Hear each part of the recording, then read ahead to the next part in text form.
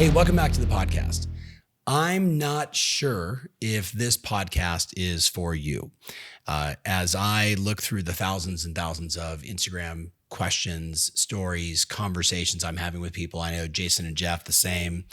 I thought today we would talk very specifically about if you're that gal in the business who's feeling a little displaced by this market. If you're that guy in the business who's just feeling a lot of uncertainty about like what to do next, like what's working, what's not working. We all know that uneasy feeling, right? Like I talked to somebody recently who literally said to me, like, suicide has been on my mind. Like a real estate agent who's been wildly successful. And I don't take that lightly. And you can imagine you could probably imagine how seriously I take that. And so I go back and say, for the gal that's feeling a little displaced by the market, for the guy that's feeling a little uncertain about everything he's doing, to, that person that is just like, just tell me what to do because I've got, what feels like 30 legitimate things to do, but I don't even know where to start. And I finished nothing. And this market, like people are selling a lot of houses. Right.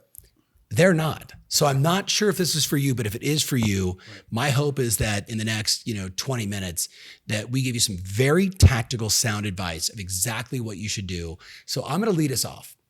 Okay. I'm going to lead us off and then we're just going to brainstorm here. Let's do it. So the first thing I'm going to say to you is 1, 2, 3, too many. If you have too many things on your plate, you do nothing effectively. I know this in my own experience. I'm not talking if you're ADD or not, or ADHD. I'm talking about just the reality of, it's like the notion that I could be a great husband, a great father, a great friend, a great golfer, a great coach, a great speaker, a great author, a great content creator, right? The reality is, I can do all those things if it's the only thing I'm focusing on at that moment. But last time I checked, I've got 1,000 things coming at me all the time. If you take that on top of, and I'm not making sales, you're in trouble. So a downward spiral right there. 1,000%. So here's the first thing I'm going to say to you. The only thing that matters right now is how many appointments you can generate. Now, I don't even care how you get them. And I know you'll have insight on this and you'll have insight on this, but the only thing that matters is that you get appointments. I don't care if they're lousy appointments. I don't care if they're first-time buyer appointments. I don't care if they're your sister's, brother's, aunt's, uncle's puppy who says they want to buy a house. You need to get in front of people every day as often as you can because success begets success, right? And a lousy appointment is better than no appointment. So here's the thing I know. I'm going to give you a tactic. The thing I know is if you need a listing today, you want to get a seller today. If you're in the US or you're in Canada, right? So either one's going to be fine. Zillow is going to be the US. Realtor.ca is going to be Canada. I was down in Australia. Realestate.com.au. Same thing applies there. You look at your past clients in Sphere and you ask yourself, who is most likely to make a move? Now, I mean, who do you know that's been in the house for 7 years, 8 years, 10 years, 12 years? They're sitting on a pile of equity and they might just have had a life experience change. And what I say is all you do is you go to their home on Zillow on your phone, you take a screenshot of it and you text them the screenshot and you say, hey, Jeff, I was on Zillow today. I was thinking about you and Kate. Look at the value of this home. I think Zillow's wrong. What do you think? Send. I think Zillow's wrong. What do you Super think? easy idea, right? Send. It works. And I would make the argument that if you're in this position where you're feeling displaced, where you're feeling like, I don't know what story, what I can tell you is Zillow is a verb in the US, like realtor.ca is a verb in Canada, like realestate.com.au is in Australia, that you send that, they're going to look at that and they're going to say, no, that price is wrong. And you know what you did? You just engaged in an interesting conversation. That's where you can say, well, hey, would you like to do an equity review? That's where you can say, would you guys like to meet for a coffee? What I'm finding right now when I'm out doing the roadmap is, so when somebody starts doing this in the middle of the seminar, the most was a gal from Atlanta that set 7 listing appointments during the seminar. Like during the seminar, legitimately. So I'll say $100 for the first person to get a listing appointment, and that money goes real quick. Because people just start, following up with people and maybe they're sending it to leads. But my point to you is this. It is only through action that we regain our confidence and our certainty. So by doing 10 of those a day, you won't make it to Friday. You won't make it Monday to Friday. You'll have done 50 of these. You will be in so many of the right conversations with past clients, with people in your sphere that you're in the game. So the idea is when you're fearful, get in action. Is that what I just heard? We got to get uncomfortable, right? Yes, but Jeff, it's hard, right? Right. Like, I know what you mean, but you and I both know it's whether it's 50%, 70%, 80%, or 99.9%. Yeah. So much of this is psychological. Right. When you're in a hole, most people are digging themselves deeper into a hole. So how do I get over that fear, or what's the action I can take that gets me more certainty? See, I think they know what to do, and you've just got to get uncomfortable. You've got to do the things that you do. We've talked about getting back to the basics. Mm-hmm. One other idea I've heard that has doubled a couple clients' listings is they think this idea, 1 equals 3. One listing, we should leverage it into 3 listings. 100%. Yes. Okay. Yes. 100%. So the tactical approach is when you put that house under contract, get in the habit of sending out 20 CMAs to the neighbors closest to that house. Oh, I love that. Can I triple down on that? Yes. Let's bring it on. All right. So working the listings around, maybe you're a new agent at the office. Well, talk to your broker about how can I leverage the listings being sold at the brokerage level? Yes. Right. How can I go door knock the neighbors? Some of our great clients down in Tampa, the Toulon Tampa Bay team, they door knock around luxury listings, and it's their number one source of business. Yeah. They are absolutely on fire this year, and they'll door knock the neighbors 7 to 8 times over the course of a transaction because they do it when it's active, when it's pending, when it's closed for every open house invitation. Yep. And they're keeping folks informed. But in some coaching calls I've had recently as well, it's this notion of working the listing. But I think we reserve it for the listing side. Why aren't you working your buyer sales too? Right. So talking to my coaching clients, why not get the consent of the buyer when they take possession of the property to say, hey, as long as there's no rules against it, can I put a yard sign out in front of the house that it's sold? Yep. Can I send an under contract mailer to the neighbors? We reserve Can I throw a party at the house and have you meet all the neighbors? That's actually been it. So just heads up, we tested the signs at Intero. It didn't work. Really? It didn't get any phone calls. So I'm not saying it wouldn't work again, but when we tested it, and we tested it across 1,000 agents, it didn't work at all. We spent a lot of money on buyer controlled sale signs. So I would pass on that one, but I love throw the party and I love knocking on doors. I love doing the same. Yeah. You're doing the just sold card. Right. Yeah. Right. In the market, but you represented the buyer. I love that. Because I always think that the neighbors don't know who's on the other side of the deal unless you reach out to them. Right. So Tom, imagine if you door knocked the area. Imagine if you sent out 20 CMAs. Imagine if you circle dialed. You're going to stir some stuff up. No doubt. So all this stuff is requiring work. And the challenge is, I think the person listening right now, and I hope again that we're speaking directly to you here, that you're in your head. And when you're in your head, you're not making phone calls. So that's why I was trying to go easy with just screenshot and send. But let me give you another one. So I interviewed Sean Aker recently. Sean is the guy that wrote The Happiness Factor. He's the guest speaker at this year's summit. You probably maybe listened to his podcast with me last week. So I was asking Sean, off camera, I said, I'm seeing more anxiety, nervousness, anxiousness, uncertainty amongst a segment of real estate professionals, loan officers, et cetera, that I haven't seen in a long time. It almost feels like, even though the market is completely different, it feels like 2007, 8, 9, and I don't have an REO account. What am I going to do? I'm going to die, right? And I said, so how do we help them? And he said, Tom, there's only 2 things that get people out of a funk. There's only 2 things. And I was like, and I remember in the middle of the conversation thinking to myself, I already know what he's going to say. And you already know what I'm going to say. And then I reminded myself that it's not about knowing, it's about doing. Right. So you want to know what his 2 things were? You and I talked about it earlier. I think I know, but yep. Okay. So what would you guess? What do you guess number 1 is? Well, to get somebody out of a funk, I would guess exercise on a routine basis. Okay. I love that.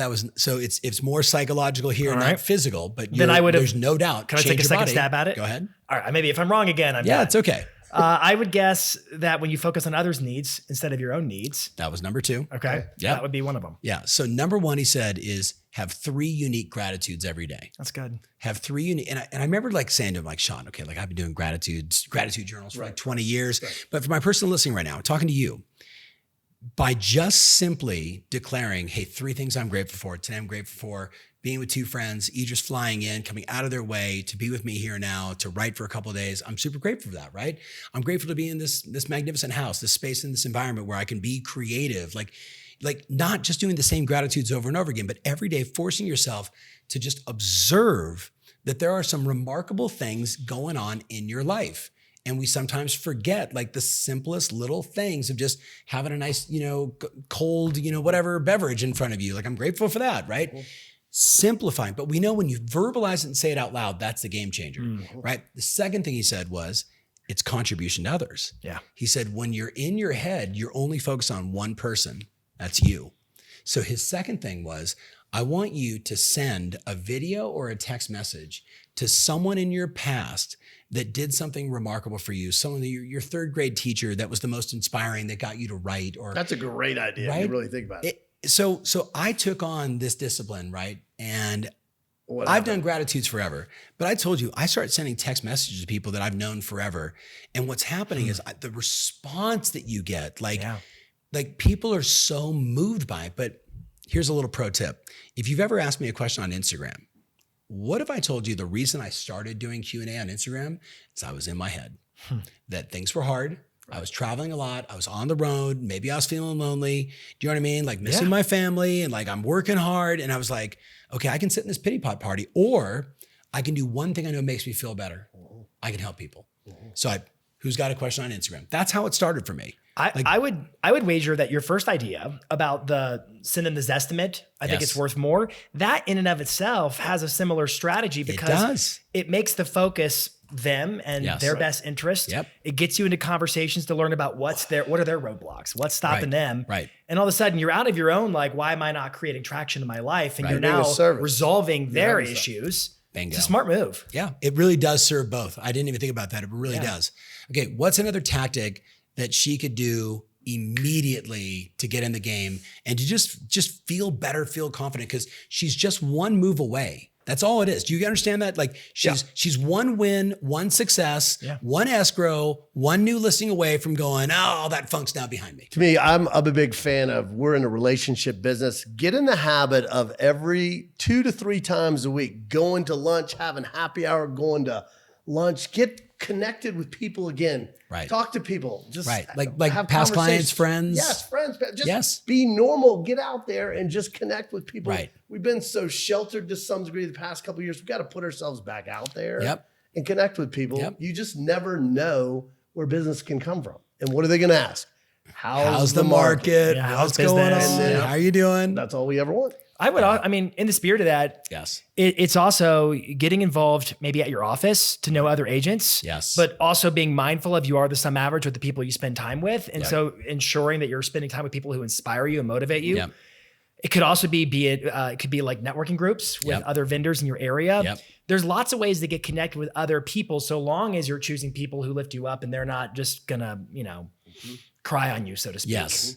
Okay, so I'm going to give you another one, and that is, I'm going back to, again, like the very heavy conversation that I had with this person recently. And what I reminded that person was that there are others in his life. And that those people, part of his stress is there's just a lot of people pulling at him. You know what I mean? And he's feeling like I'm behind and I've kind of lost my superpower, and more people are asking me, or more people have needs of me. And so I reminded him, I'm like, look, man, historically, most human beings will do more for others than they will for themselves. Like it's just the way it is, right? Like, so maybe, just maybe, you need to put your ass on the line. Maybe, just maybe, you need to go to your church group, your children, your best friend, your mom, whoever, someone that could use you and say, look, in the next 90 days, I'm going to achieve this. And when I do, I'm going to do that for you. And in that moment, I think all of us have done this at one point. You made a commitment right there. You made a commitment. You made a decision. You drew a line in the sand, but you didn't just do it for you. You aligned somebody else's interest. Because oftentimes when we're in this state, we will make those commitments, but we will fall short because we didn't tell anybody else. It was just me in my own head, right? But the moment I say, like, I think about how many times I did this with my boys. I would come home and I would say, all right, we started this new company 20 years ago. The kids were like 2 and 4. And I'm like, I remember going to them at like 3 and 5 and saying, do you guys want to go to Hawaii? They're like, yeah. And I'm like, okay, so if dad can do this, and this by this time, we go to Hawaii. But if we don't, and you can imagine my wife, who's kind of an accountability nut, especially when it comes to me, and I'm not even talking to her, I'm just talking to the boys. She's like, we're going to Hawaii. And I remember saying, but when we do all these things, when I get all this stuff done, then we're going to Hawaii and we're going to spend 10 days there. And like, that's like saying to 3 and 5 year old, 4 years, right? They're just oh my God. I'm like, and dad's not going to be on his phone. I'm going to just hang. We're going to play on the beach. And you know what happened? Every day when I walked inside that house, Daddy, there's a Hawaii, accountability. Hawaii, Daddy. Daddy, did you make that phone call? Did you make that sale? Because Tom, you're not going to let your family down, right? There's no way I'm going to do it. So I know when someone's in their head, they're not usually in communication with people other than complaint, right? And we need to shift from complaint to commitment. From complaint to commitment. And it motivates you, it fires you up, it excites you. Right. Let me throw an idea out for what you should do if you're in a position of this market has changed. You feel like you're in a losing streak. You keep missing shots. You should preview properties. I believe it's really important to pay attention to the hot sheets and know the inventory for a couple of reasons. For a couple of reasons. One, when you know what's on the marketplace, it's going to fuel your conversations. Right. Because you're aware of what's on the marketplace. Right. If you're in a slump, you should go look at the hot sheets and you should tour properties. Yes. And then I think you should double down. If you look at some of our coaching clients like Kyle DeBoer, he's reaching out and getting consent from listing agents. And you got to get the consent. Got to get consent. And he's got his little selfie stick gimbal with him and he's filming these tours as he's touring properties. And it's so smart what he does. He just goes out and previews properties about once a week to know what's on the marketplace, films all of it at once, comes back and he uses a bunch of mobile apps. There's an app called CapCut where he throws the footage into CapCut and then he records a voiceover. So there's no pressure to even talk or be on camera when he's filming it. He records the voiceover. Hey, what can $500,000 get you in Indianapolis or something along those lines? Throws a little bit of audio in the background, music on Instagram Reels. And then he layers a green screen. He just records himself like he's at the property at the beginning. Like, look at this. And then it's off. But what's happening is, one, he's previewing properties, which means he's becoming exposed to what's in the marketplace. That's influencing his conversations. But two, because he's posting the videos with the right consent on Instagram, people are DMing him and they're saying, man, it looks like you're really busy right now. Wow, you're really crushing it. Putting yourself out there. What's that one selling for? And all of a sudden, it's an element of social proof where it's attracting more conversations. And it's inspiring him into positive momentum in terms of people seeing him in action, doing the thing they think he does. I love that. I love that. Hey, tell the story about telling the story. Because there's a good chance that the guy listening right now, or the gal listening right now is like, say who. We won't say names. We won't say names, but you know, when you're in a funk, like part of what goes away is the magic that comes out of your mouth. Right. And all of a sudden, like, you're in your head. So when someone's like overthinking it. Someone's like, well, you know, like, we're not sure where to go. And you're like, yeah, I totally understand. Well, why don't we go look at some houses? Then if we find something, and there's never something to be found in that moment. So you were telling me a story of a client. We were telling the story. I had 2 calls pretty much in a row from 2 different clients that are pretty much in the same market area, same price range, same area. And the first agent was really down in the dumps, like, nothing's going on. I don't have anything going on. You know, maybe feeling like a lot of us may be feeling out there right now. And then I have a total opposite call just a few minutes later where she's like, I took 3 listings this month and I got 1 under contract that a full pop. So she did 4 deals in 1 month. And I go, what are you doing to get listings? She goes, I'm telling the story.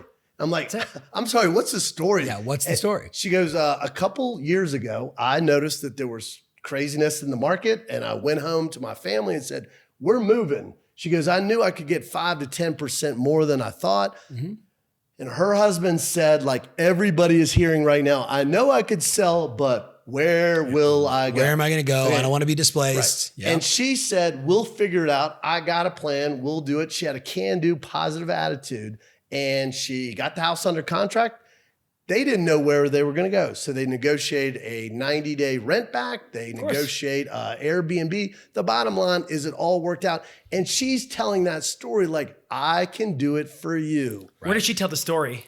At the listing presentation, when she's talking to clients, talking to her friends. And, it should be in videos too. I mean, maybe not the entirety of the story, but we talk about embedding calls to action where you're specifically naming, hey, like a Matt. I mean, What if you're the agent who helped somebody who thought they were priced out of the market because of rates, and you helped them figure out their affordability? And then they figured they could buy a house. And talking about that, because people who have the same problem were like, oh, he solved that. She solved that. Yeah.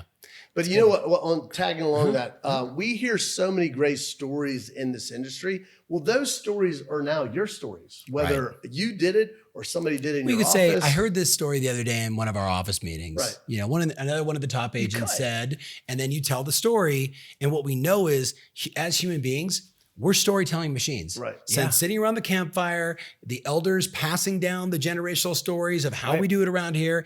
It's the same thing. We're influenced by the story. We're influenced by the outside, person that did it, and we say we can do it too. I heard a story the other day where a house sold for $400,000 over asking, and they had 32 offers in Silicon Valley that area. Right. It's insane. Well, how about Lisa Chinati the other day? Big shout out to Lisa in Boston on my coaching session. I'm like, I had this idea in my head of like, okay, let's try and get as many open houses going as we can. And I'm like, hey, we got to do a lot of open houses right now. And I go, how many active listings? She's like, we just put every one of them under contract in the last, and she's in Boston from starter $550 to $5 million downtown. And she's like 30 offers on this one, 32 offers. So we know these things are happening. No, I want to give you another one. Big shout out to my client, Tim Smith. His son, he said to me, my son is like, he goes highs and lows when he's playing sports.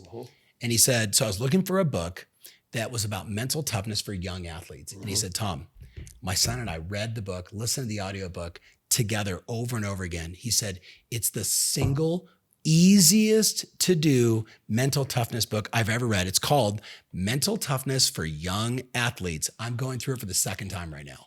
It is phenomenal because it's clearly written and spoken to someone that doesn't have your sophistication, doesn't have, your mental prowess, doesn't have your life experience. It's written for like an 8th grader, a 6th grader, a 4th grader, but it's all the stuff that we all know about mental toughness. Make the next shot. Don't worry about the last one.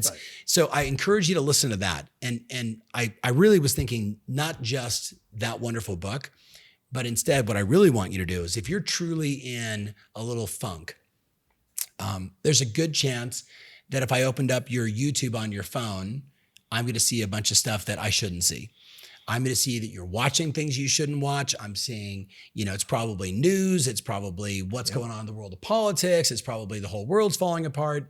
And if it is, my advice for you is go on a 30-day cleanse of anything related to the news, because the last thing you need to do is compound more negativity in a scenario where you're already feeling beat up. Right. And what happens is it's so, I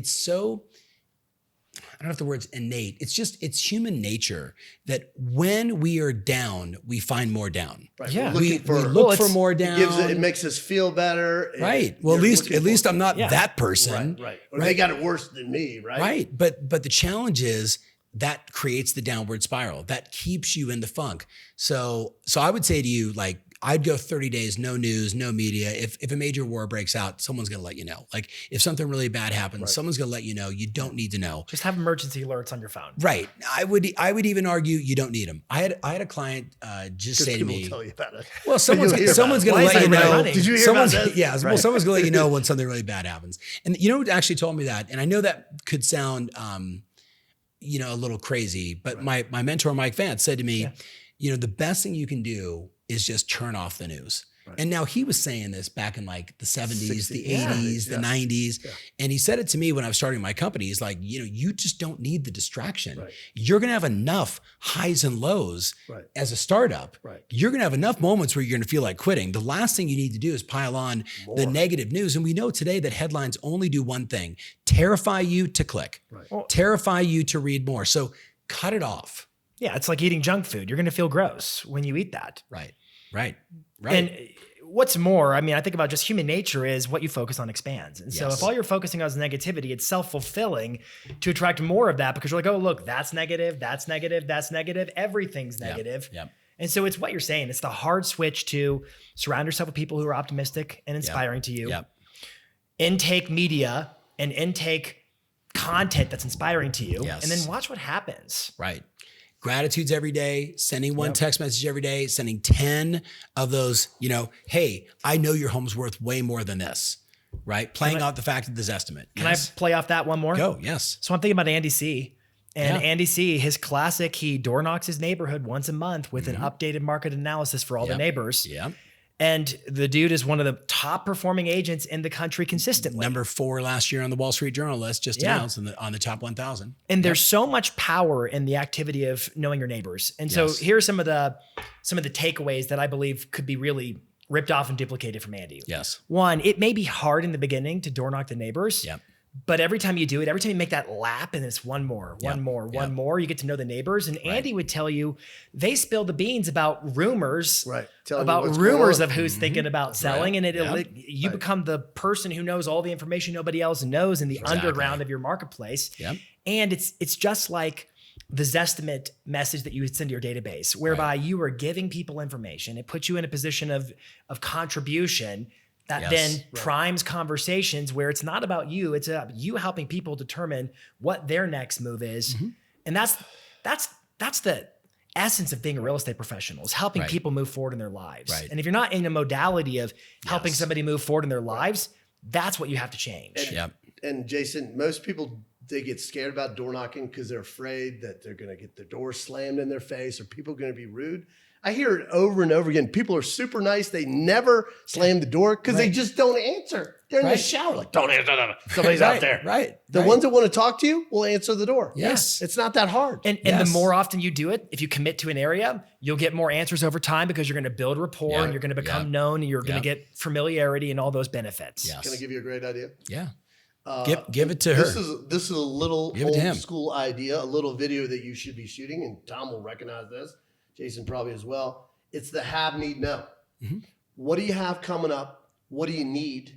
And what do you know that happened in the market in the past week? You're just telling about some buyers that you have, talking about something you got coming on the market, or maybe your office listed something, and knowing what happened in the market. It's the framework around that have, need, know. I love that have, need, know. That's an easy one. That's you can do an Instagram reel on that, behind like maybe a green screen behind like a recent listing or, a transaction, something out of the MLS, which by the way, those things seem to really do really well. Okay.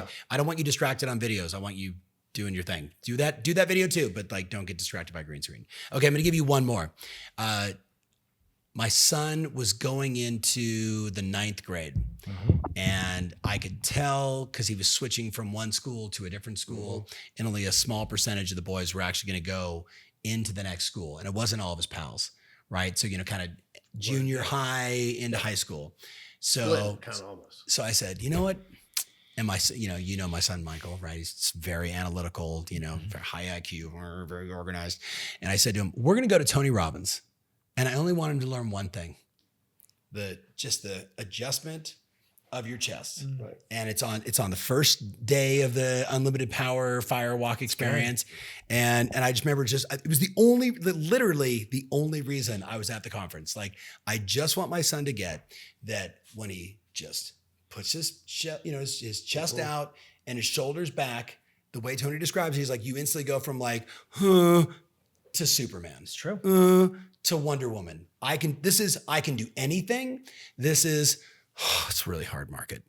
And if you could just start the practice of every day doing this, catching yourself when you're in a slump, when it's time to make a phone call, don't make a phone call like this, make a phone call like this. And it's so simple. I promise you, if you just start doing this, it's good for your posture, it's good for your back, but it really does. And we all kind of did it. It's right. Are you telling me something? It just instantly. Who's poking me in the back? Well, you were saying earlier, like it's your physiology, right? Go to the gym, but like, I can not go to the gym and just put my shoulders back and instantly it changes my tone, it changes my volume. And again, like, you're in a pattern and you have to acknowledge that when you're in a pattern of a slump, when you're in a pattern in your head, it's a physical pattern as much as it is a mental pattern, right? The great Deepak Chopra said all the time, your body and mind are in a cybernetic loop. Change your body, your mind changes. Change your mind, your body changes. Well, which one do you think is easier? It's way easier to do this than to try and figure out what's the right hack on your brain. So move your body in a powerful way and you're going to win. Yeah. I mean, Great idea. practice. This is me, for instance. Yep. I practice nodding my head up and down versus side to side. Yes. And it's simply the affirmation of yes versus no. Yes. And I think it's a good sales technique too. 1000%. Like we used to remember We like used to back do in the old that. day, we were like, Yes, you know, do you no. agree that Yeah. and people would be like, Yes. they would go, yeah. Yeah, I do agree. All right. Can I give you one more? Give us one more and then we'll wrap it up. Okay. I believe if you're stuck in a slump and you need to be encouraged, it's hypercritical to look back at old reviews and read through your old reviews. Great idea. And Good I'm idea. going to double down. We should move that to the front. Edit this video. Read your old reviews from happy raving fans. Yes. And then the bit you talked about where you reach out to that third grade teacher, Right. Yes. Talk to reach them. out to your old reviews and say, hey, Yeah. I needed some encouragement today and I read your review. Yeah. And man, thank you. Thank Yeah. you. Yes. And love I that. think that will change your day dramatically. For sure. And then they're going to say to you, oh, by the way, you're not going to believe this. We're getting a divorce. Or, you know, like, right, I mean, that's yeah. what happens, right? Yeah. That's what it's like, you know, when you send the email, the magical email, it says, Right. name your price, right? How many people respond with like $7 billion? You're only looking for the one that says, you're not going to believe this. We're pregnant. We need a new house. Again. Right? yeah. It happens. So, all right. Good? We good? Awesome. I'm good. Okay, so just do me a favor. Promise me you're going to write down one or two things you're actually going to start doing. I'm not attached to which one it is. And if you know someone that has also been in their head, I know we were bouncing kind of all over the place, but understand this was all the spirit of contribution. Like we're talking to people every day that are absolutely crushing the market. And we're talking to people every day that are feeling like you're feeling a little displaced, a little, what do I do next? So you don't need to do everything. You need to pick one or two things, do it, and then hit me up. Hit them up, hit them up on Instagram, Facebook, YouTube, put a comment in here. Tell us what you're committed to, but most importantly, do it. And I promise you also, if you put your ass on the line and you say to someone you love, someone you care for, your church group, whatever it is, you make a commitment and say, how much of this by when? And if I do it, I'm doing that. I promise you, you will be in massive action. So it's up to you now. Get to work. Thanks so much for watching this show. We'll see you soon.